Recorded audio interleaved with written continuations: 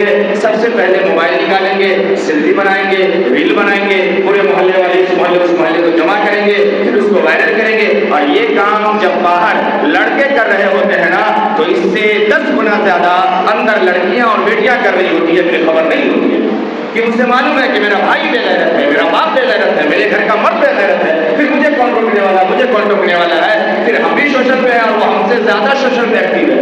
اگر ہماری ایک آئی ڈی ہے تو اس کی کئی آئیڈیا ہے اور گناہوں کا پورا بازار چل رہا ہے.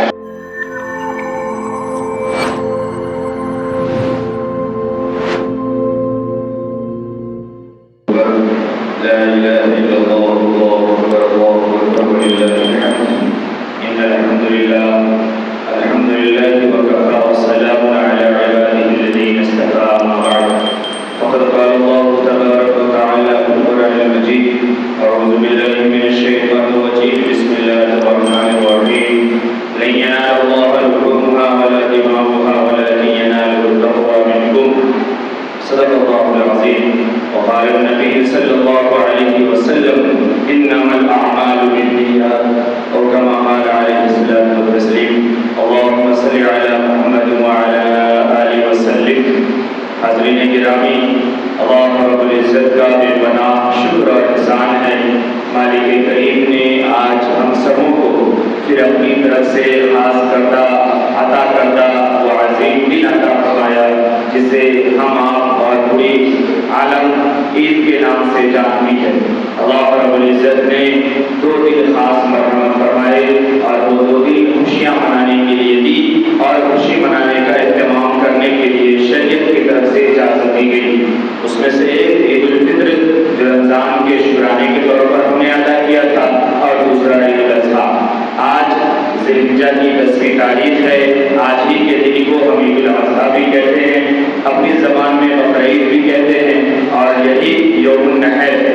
آج ہی کے دن پہلے نماز دوگانہ ادا کریں گے واجب, پھر اس کے بعد قربانی کریں گے. اللہ نے یہ 2 خاص دن عطا فرمائے ہیں. ان 2 خاص دنوں میں ہمیں خوشی منانے کا حق ہے اور خوشی منانے کے لیے شریعت نے اجازت دی ہے. لیکن ہاں ایک بات یہ یاد رہے کہ شریعت کبھی بھی جب کسی چیز کی اجازت دیتی ہے تو اس میں حد ضرور متعین ہوتی ہے. شریعت نے نہ تو غم کے موقع کے لیے, دکھ اور مصیبت کے موقع کے لیے اتنی اجازت دے دی کہ انسان اتنا غم کر لے, اتنا غمگین اور اتنا دکھی ہو جائے کہ جس کی وجہ سے اس کی زندگی پریشان ہو. شریعت نے اس سے بھی روکا ہے. اور جب خوشی کا موقع ہو تو شریعت نے اس کے لیے بھی حد متعین کی ہے کہ ایسا نہ ہو کہ خوشی میں انسان شریعت کی ساری حدوں کو پھلانگ جائے اور جو دل میں آئے, جو من میں آئے وہ کام کرے. ایسا نہیں ہے. یعنی غم کے وقت میں بالکل پست نہیں ہونا ہے اور خوشی کے وقت میں بالکل مست نہیں ہونا ہے کہ جو ہمارے من میں آئے گا, جو ہمارے دل میں آئے گا ہم وہی کریں گے. آج خوشی کا دن ہے, ایسا نہیں ہے. اگر ہم خوشی کو خوشی کے طریقے پر منائیں گے, شریعت کی روشنی میں, شریعت کی حد میں منائیں گے تو پھر عید ہمارے لیے عید ہوگی اور یہ عید ہمارے لیے وعید بن جائے گی. ایک طرف تو ہم خوشی منائیں, ایک طرف تو شریعت نے ہمیں اجازت دی ہو کہ خوش ہو, ایک طرف ہم اللہ کو راضی کرنے کے لیے اللہ کے دربار میں حاضر ہوں اور نمازیں پڑھیں اور پھر نماز کے بعد ہم نہر کریں, قربانی کریں, اور پھر دوسری طرف یہ کہ ہم اس کے ساتھ گناہوں کو بھی شامل کر دیں, گناہ کی چیزوں میں بھی لگ جائیں. ہمارے گھر میں گناہوں کا کام ہوتا رہے اور ہمیں خبر بھی نہ ہو. ہمارے نوجوان اور ہمارے بچے گناہوں کے کام میں لگ جائیں اور ہمیں اس کی فکر بھی نہ ہو. یہ پھر ہمارے لیے اور ہمارے بچوں کے لیے یہ عید نہیں ہوگی بلکہ وعید ہوگی. اس میں آپ کو جواب دینا پڑے گا اور خیال آپ کو اس چیز کا رکھنا پڑے گا کہ کوئی گناہ والا کام نہ ہونے پائے. جیسے میں نے آپ کو عید کے موقع پہ بتایا تھا کہ ہمارے یہاں عام ٹرینڈ یہ چلتا ہے کہ جیسے ہی عید کی نماز سے فارغ ہوتے ہیں اب سب سے پہلی کوشش یہ ہوتی ہے آخری عشرے میں جہاں اعتکاف کی فضیلت ہے, لیلۃ القدر کی فضیلت ہے, دعاؤں کا اہتمام کرنا ہے, وہاں پہ ہمارے نوجوان مووی کا ٹکٹ بک کرتے ہیں اور وہ عید کے بعد سب سے پہلے فلموں کے چکر میں بھاگتے ہیں یا اور کوئی سیٹنگ ویٹنگ کے چکر میں بھاگتے ہیں. ایک طرف آپ نے ابھی عید کی نماز ادا کی اور دوسری طرف گناہ کا کام کرنے چل دیے, حرام خوری کے پیچھے چل دیے.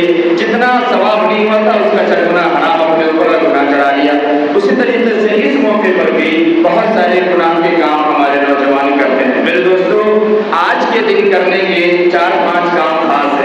غور سے سمجھیے گا۔ نمبر 1 یہ کہ عید کی تیاری کرنی تھی، عید کے نماز کی تیاری کرنی تھی۔ اب جماعت کھڑی ہونے کا وقت قریب ہے، لیکن اب تک لوگ نہیں ہیں، یہ تیاری نہیں ہے۔ ایسا تھوڑی ہے کہ اعلان نہیں معلوم ہے، خبریں نہیں معلوم ہے، سب کو وقت معلوم ہے۔ تو نمبر 1 پہ یہ تھا کہ عید کی نماز کی تیاری کرنی تھی۔ وہ آسان طریقہ یہ تھا کہ اگر فجر پڑھتے، فرض ادا کرتے تو واجب کے لیے اپنے آپ تیاری کر لیتے۔ ہمارے یہاں بیٹھی ہوئی اکثریت یہ ہوگی، آپ چیک کر لیجیے، اکثریت وہ ہوگی 90% سے زیادہ جس نے فجر پڑھی نہیں ہوگی، اب عید پڑھنے کے لیے آ گئے۔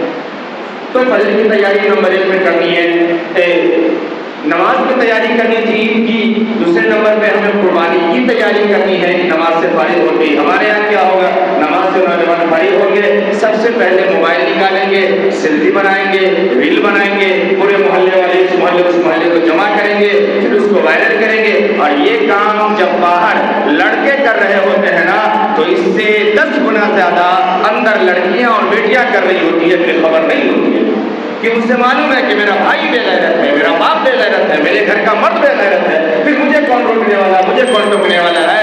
پھر ہم بھی سوشل پہ ہیں اور وہ ہم سے زیادہ سوشل پہ ایکٹیو ہے۔ اگر ہماری ایک آئی ڈی ہے تو اس کی کئی آئیڈیاں ہیں اور گناہوں کا پورا بازار چل رہا ہے۔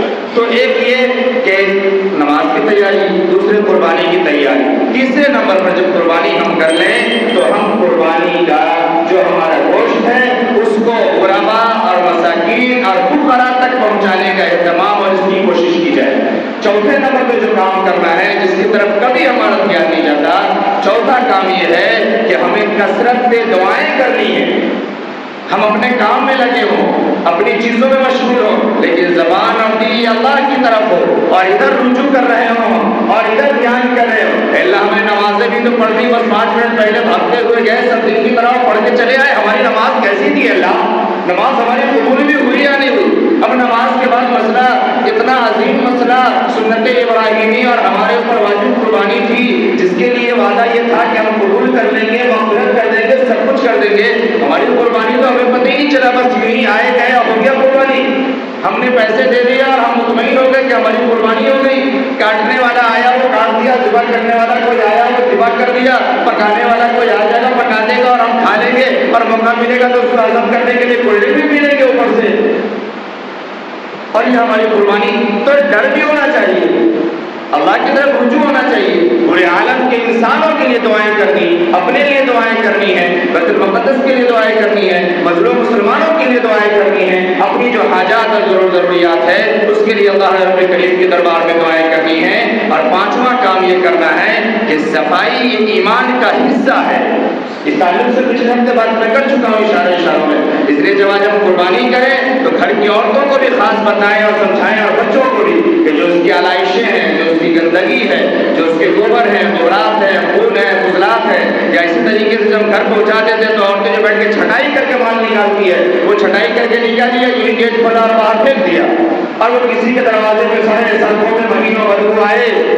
یہ کرنا یہ درست نہیں ہے شریعت کی نگاہ میں۔ حفظان صحت کا خیال رکھتے ہوئے، اس سے جو گندگی ہوگی، جو جراثیم پھیلیں گے، جو اس سے ہوائیں اٹھیں گی، اس سے پھر محلے کی ہی صحت خراب ہوگی، باہر والے کی تھوڑی ہوگی۔ باہر والا کوئی آئے گا، اس سے بدبو لگے گی، دل میں گالی بولتا ہوا گزر جائے گا، لیکن ہر وقت ہمیں رہنا ہے، تو ہمیں 5ویں نمبر پہ یہ کام کرنا ہے۔ عید کے بعد آج جو یہ کام کرنا ہے، وقت نہیں ہے۔ ایک موضوع بڑا عظیم تھا جس میں گھنٹوں باتیں ہو سکتی ہے، لیکن نہیں، میں آپ کو صرف ایک اشارہ کر رہا ہوں۔ میں یہ کہہ رہا تھا، کیا تھا کہ دکھ کے موقع پر شریعت یہ نہیں کہتی کہ ہم ایک دم مست ہو جائیں، اور خوشی کے موقع پر شریعت یہ نہیں کہتی کہ ہم مست ہو جائیں۔ میں آپ کو ایک اشارہ کر رہا ہوں، صرف غور کیجیے گا۔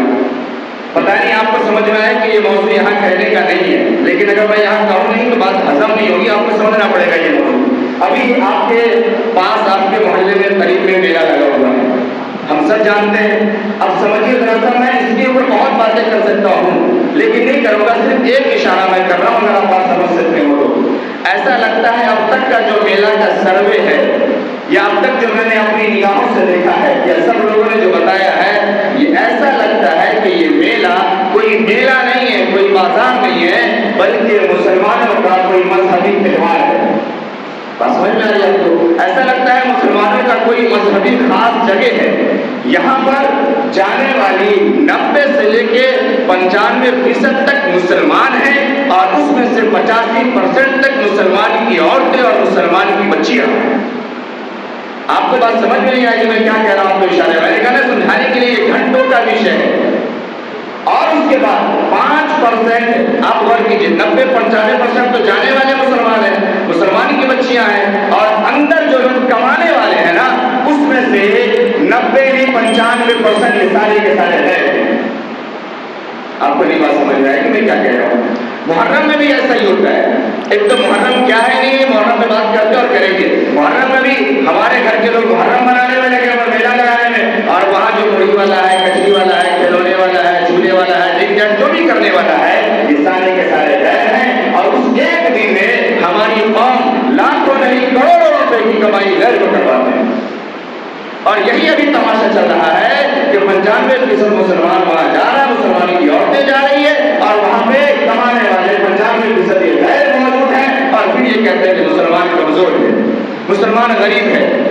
شہر سے باہر مرد کما رہے ہیں، مرد اپنے کاروبار میں لگے، اپنی چیز میں لگے، اسے فکر ہی نہیں ہے کہ پیسہ ہمارا کہاں خرچ ہو رہا ہے اور نسلیں ہماری کہاں جا رہی ہے۔ ایک بار اس کو سوچیے اور اپنے گھر پہ غور کیجیے۔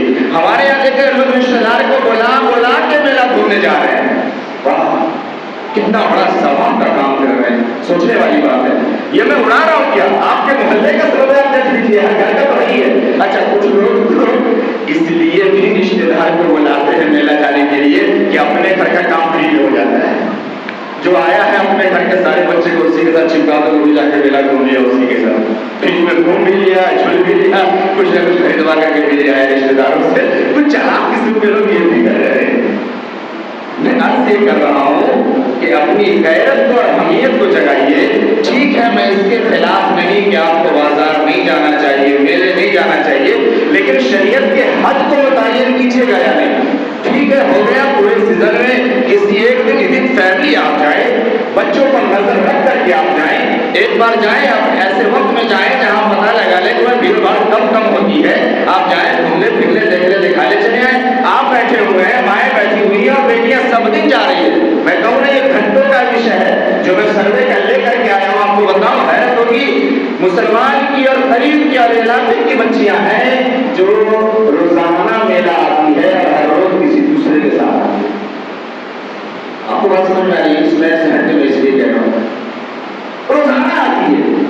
کہاں ہے ہماری قوم، کہاں ہے ہماری غیرت، کہاں ہے ہماری حمیت؟ اور یہ خوشی کا موقع ہے، آج اور کل اور یہ ابھی کا ایک ہفتہ اور 10 دن یہ اور زیادہ رش اور جو ہے بھیڑ چلے گی۔ اس لیے میں نے یہ بات یہاں پہ عرض کر دی۔ تو یاد رکھیے گا کہ ہماری کمائی بھی ایک طرف برباد ہو رہی ہے، ضائع ہو رہی ہے، اور دوسری طرف اخلاقی جائز جو پیدا ہو رہے ہیں۔ یہ میلہ اٹھ کر کے یہاں سے چلا جائے گا جب بھی جائے، لیکن اس کی منحوسیت، اس کی نحوست اور اس میں جو جرائم ہو رہے ہیں نا اس کی سزا آپ سال بھر بھگتتے رہیے گا، یاد رکھیے گا۔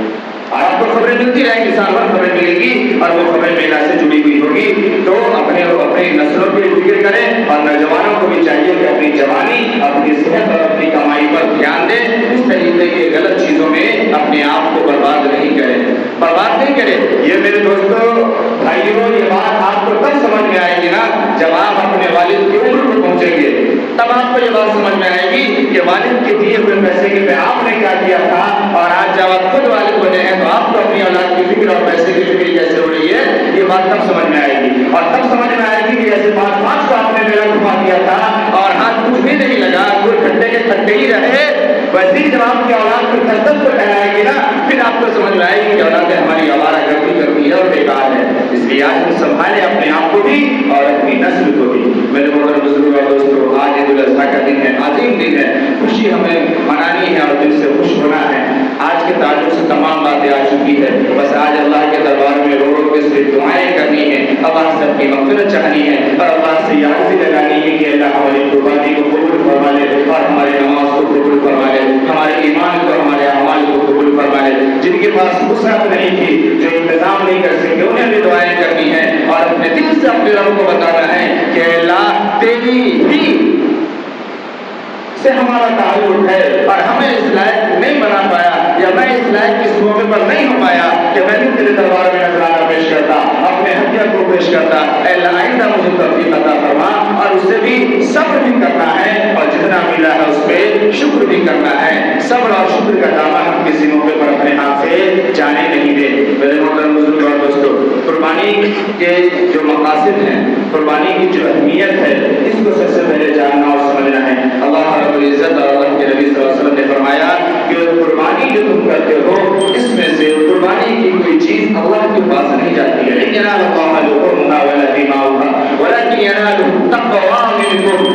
صرف یہ دیکھتا ہے کہ تمہارا دل کیسا ہے تمہارے ارادے کیسے ہیں تمہاری نیت کیسی ہے تمہارا جذبہ کیسا ہے ہمیں یہ قربانی یہ عشق کی انتہا ہے یہ محبت کی انتہا ہے یہ جذبہ ایثار کی انتہا ہے اے اللہ آج آپ کی طرف سے حکم ہوا ہے یہ تو 4-5 ہزار کیا 15-20 ہزار کیا کل کو اگر آپ کی طرف سے حکم آ گیا یہ پوری جائیداد حاضر ہے پوری زمین حاضر ہے یہ جان حاضر ہے دیتی جان دی ہوئی اسی کی تھی حق تو یہ ہے کہ حق ادا نہ ہوا اگر ہم نے اس ایثار کے ساتھ اگر رسمن کہ نہ کریں گے تو لوگ کیا کہے گا نہ کریں گے تو بچہ کیا کھائے گا اگر نام الملک کے لیے کیا ہے تو یہ قربانی اللہ کو پسند نہیں ہے اللہ فرماتا ہے ہمارے پاس میں تمہارا گوشت آتا ہے نہ ہڈیاں آتی ہیں نہ خون آتے کچھ بھی نہیں لیکن اللہ رحمہ والا دماغ صرف اللہ کو ولکن ینالہ التقوی صرف تم نے کس نیت کے ساتھ کیا ہے کس اخلاص کے ساتھ کیا ہے کس دل اور تقوی کے ساتھ کیا ہے اللہ رب العزت کو صرف یہ پسند ہے اور اللہ صرف یہ دیکھتے ہیں اللہ کے نبی نے فرمایا ان اللہ لا ينظر الى اجسامكم ولا الى صوركم ولكن ينظر الى قلوبكم اللہ تمہاری شکلیں نہیں دیکھتا اللہ تمہاری صورتیں نہیں دیکھتا اللہ تمہارے جسم کو نہیں دیکھتا اللہ تمہاری کسی چیز کو نہیں دیکھتا کسی چیز کی تمہاری حیات اور وقت قیمت کیا ہے اللہ کے نزدیک اللہ تو صرف تمہارے دل کو دیکھتا ہے کہ تمہارے دل میں کیا ہے تمہارے ارادے کیا ہے تمہارے جذبے کیسے ہیں تو ہمارے اندر قبولیت کا جذبہ ہونا چاہیے ہمارے اندر اصلاح کا جذبہ ہونا چاہیے ہمارے اندر ماننے کا جذبہ ہونا چاہیے اے اللہ آپ نے کہا تھا نمازیں پڑھنی ہے ہم نے مان لیا اے اللہ آپ نے کہا تھا میرے راہ میں قربان کرنا ہے مال کو ہم نے قربان کر دیا اے اللہ اور کوئی حکم ہے ہم اس کو بھی ماننے کے لیے تیار ہیں یہ ہے قربانی کا مقصد اور قربانی کا جذبہ اب اس میں بریکٹ میں آپ خود سروے کر لیجیے گا کہ ہم اللہ کے کتنے احکام کو صبح سے شام تک مان رہے ہیں اور کتنے کو ہم نہیں مان رہے ہیں تو ہمیں اپنے ارادے اور نیت کو درست کر لینا ہے اس کی دعا بھی یہی ہے انی وجہت وجہی للذی فطر السماوات والارض حنیفا وما انا من المشرکین میں نے اپنے آپ کو اے اللہ تیرے حوالے کر دیا ہے میرا سب کچھ تیرے حوالے ہے ان صلاتی و نسکی و محیایا و مماتی للہ رب العالمین اے اللہ یہ جو ہم کر رہے ہیں میرا جو جینا ہے میرا جو مرنا ہے میری جو نمازیں ہیں میری جو قربانیاں ہیں یہ سب للہ رب العالمین اللہ کے لیے ہے کسی دوسرے کے لیے نہیں ہے جب یہ زبان سے ہم اقرار کرتے ہیں کانوں سے ہم یہ سنتے ہیں ہماری قربانی میں جب یہ چیز پڑھ کر کے یہ دعائیں پڑھ کے اللہ کے راستے میں جہاں پہ وہ چلایا جاتا ہے تو پھر ہمارے دل کے اندر بھی یہ پورے طور پہ اتر جانا چاہیے یقین اور مان لینا چاہیے کہ اللہ حقیقت میں سب کچھ تیرا ہے ہم آخر دعا کیا پڑھتے ہیں اللہم منکا ولکا اس کے بعد بسم اللہ اللہ اکبر پڑھتے ہیں منکا اور ولکا اتنا چھوٹا جملہ عربی کا ہے لیکن آپ نے اس کا مطلب سمجھا اللہم منکا ولکا اللہ تیری عطا ہے اور تیرے لیے ہے نہ میرا ہے اور نہ میرے لیے ہے یہ تیری عطا ہے اور تیرے لیے ہے تو نے صحت دی تھی جوانی دی تھی قابلیت دی تھی تو میں نے عرضہ حاصل کیا تھا اور تو نے کہا میرے راستے میں قربان ہے اللہ لے کر دیا میں نے قربان تو جو کہے وہی ہم کریں گے یہ عشق کی انتہا ہے اور جب بندہ اس میں کھڑا اترتا ہے پھر اللہ رب العزت اسے انعام سے نوازتے ہیں یہ پوری قربانی کیا ہے حضرت ابراہیم اور حضرت اسماعیل علیہ السلام کو انعام وَفَدَيْنَاهُ بِذِبْحٍ عَظِيمٍ وَتَرَكْنَا عَلَيْهِ فِي الْآخِرِينَ سب دن کے لیے ذبح عظیم عطا فرما دیا اور قربانی کو ہمیشہ کے لیے اللہ نے باقی رکھ دیا تو ہمیں اس قربانی کی فکر کرنی ہے ہمیں اس کو ادا کرنا ہے اللہ رب العزت کے دربار میں ہمارا تقوی ہماری نیت اور ہمارے ارادے یہ سب سے اہم اور سب سے عظیم ہے اگر ارادے میں کھوٹ ہوا قربانی بھی قبول نہیں ہوگی نماز بھی قبول نہیں ہوگی سب بیکار ہو جائے گا قربانی کا طریقہ ہم سب خوب اچھی طرح جانتے ہیں ہر سال کرتے ہیں جانوروں کی عزت کرنی ہے جانوروں کا احترام کرنا ہے اس کے ساتھ ظلم و زیادتی نہیں کرنی ہے اس کو کھلا پلا کر کے اس کے بعد پھر اس کو لٹانا ہے اس کا طریقہ یہ ہے بڑا آسان سمجھنے کے لیے کہ یہ پچھم کے یہ قبلے کا رخ ہو گیا اور قبلے کے رخ کے بعد الٹے سائڈ میں کر دیں یعنی جانور کا جو پاؤں ہو وہ جانور کا جو پیچھے کا حصہ ہو وہ آپ ادھر اتر کی جانب کریں آپ پچھم کی طرف کھڑے ہو جائیں کر کے اپنے